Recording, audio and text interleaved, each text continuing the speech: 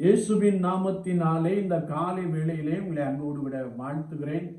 இன்றைக்கும் கர்த்தருடைய ஆவியானவர் நமக்கு கொடுக்கிற வார்த்தை சங்கீதம் 84:11, உத்தமமாய் நடக்கிறவர்களுக்கு நன்மையை வழங்காதுரார் என்று ஒரு வார்த்தையை நாம் வாசிக்கிறோம். ஆண்டவர் உத்தமமாய் அல்லது குற்றமற்றவர்களாய் வாழுகின்றவர்களுக்கு திரளான நன்மைகளை கொடுக்கிறவர் என்பதை குறித்து வசனம் நமக்கு மிக தெளிவாக கற்றுக் கொடுக்கிறது.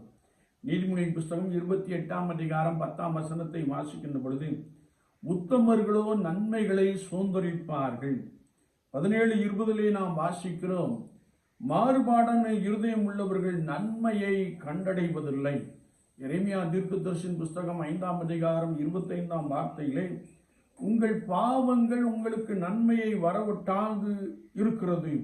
சகரியா 9:12 நாம் வாசிக்கிறோம், நீங்கள் அரணாகிய இயேசுவண்டை திரும்பினால் இரட்டிப்பான நன்மைகளினாலே நிரப்பப்படுவீர்கள் என்ற ஒரு வசனத்தை நாம் இங்கே தெளிவாய் வாசிக்க முடியும்.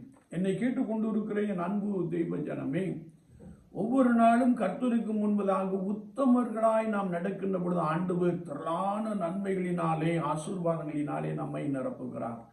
எனவேதான் ஆதியாகமத்தின் புஸ்தகம் 17 நாம் வாசிக்கின்ற பொழுது ஆண்டவர் ஆபிரகாமை பார்த்து, நீ எனக்கு முன்பதாக உத்தமனாய் நடந்து கொண்டிரு, நான் சர்வ வல்லமை உள்ள தேவன் என்று சொன்னார். ஆபிரகாம் ஆண்டவருக்கு முன்பதாக உத்தம இருதயத்தோடு கூட வாழ்ந்தான். கர்த்தர் கடற்கரை மணலத்தனையாய் அவனுடைய சந்ததியை பெருக பண்ணினார். அவனுக்கு திரளான ஆசீர்வாதங்களை கொடுத்தார்.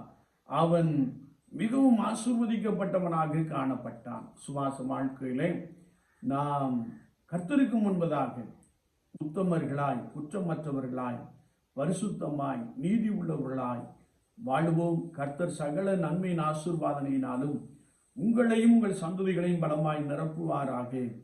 ஆமென், ஆமென்.